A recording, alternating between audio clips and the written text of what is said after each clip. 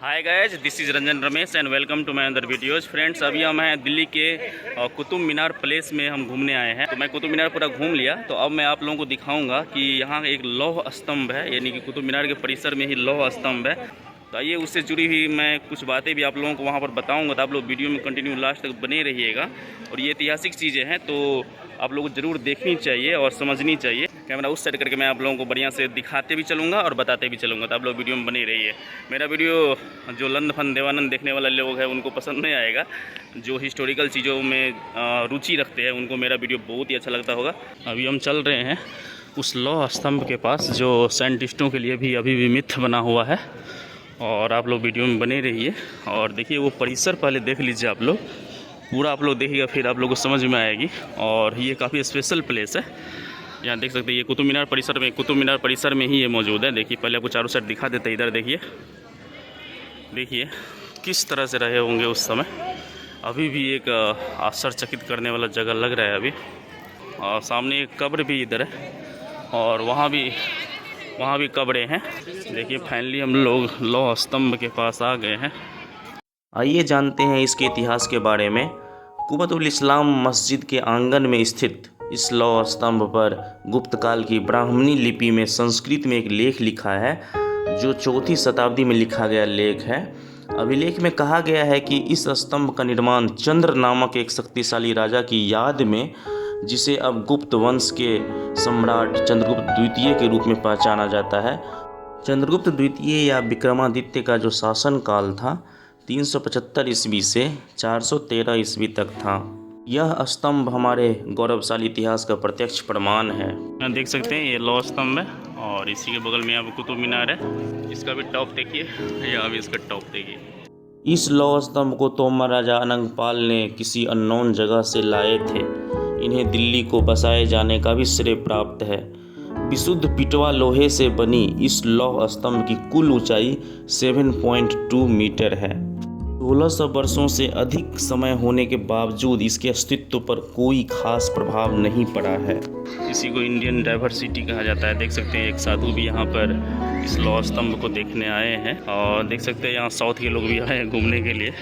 देख सकते हैं पत्थर से बना हुआ खंभा। और ये पूरे परिसर आपको दिखाते हैं अभी अंदर का सीन की।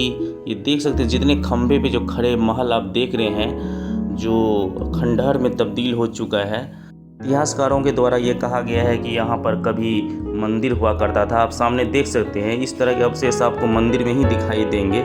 सामने देख सकते हैं बेहतरीन नज़ारा और खूबसूरत लग रहा है देखने में। एकदम सैकड़ों खंभे हैं और देखिए इस बीच में आपको लौह स्तंभ भी सामने दिखाई देते होंगे। काफ़ी स्पेशल लगेगा जब आप यहाँ पर घूमने आएंगे।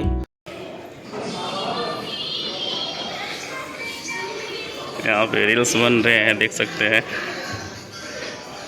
थोड़ा इस परिसर के अंदर में घूमते हैं और उस साइड चलते हैं हम लोग। देखिए कि कितना स्पेशल है और उस ज़माने में किस तरह से बनाए गए होंगे। और देख सकते हैं कितने पब्लिक यहाँ पर घूमने आए हैं।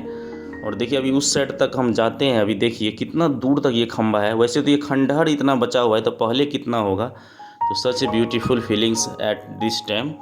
और देखिए यहाँ पर ये किस तरह का स्टोन है उस ज़माने का।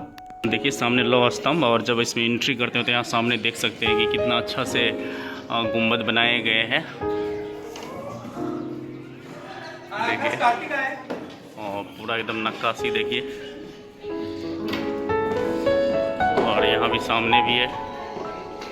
यहाँ भी देख सकते हैं कितना बढ़िया से ये कलाकृति है और स्थापत्य कला का ये बेहतरीन नमूना है ये। क्योंकि जो परिसर का जो पत्थर है, स्टोन है, वो आप देख लीजिए और कितने बड़े बड़े स्टोन को दर्ज किया गया, रखा गया है। तो ये भी अपने आप में एक आश्चर्यचकित बात है।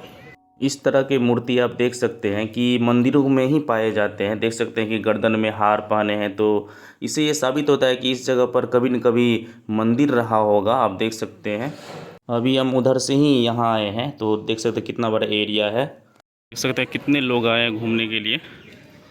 और ये सैटरडे का है एकदम व्यू। तो जब सैटरडे को इतना आते हैं लोग तो संडे को कितना आते होंगे। तो काफ़ी ये क्राउड वाला जगह है। तो फ्रेंड्स मैं पूरा जो है लौह स्तंभ का परिसर पूरा घूम लिया हूँ। और आप लोगों को पूरा ये इन्फॉर्मेशन कैसा लगा कमेंट में ज़रूर बताइएगा, और इस पूरी वीडियो के बारे में आप लोग क्या सोचते हैं वो भी आप लोग कमेंट बॉक्स में ज़रूर दर्ज करिएगा। तो आई होप आप लोग को ये वीडियो बहुत ही अच्छा लगा होगा। मिलते हैं नेक्स्ट वीडियो में, तब तक के लिए bye bye, take care, thank you so much, जय हिंद।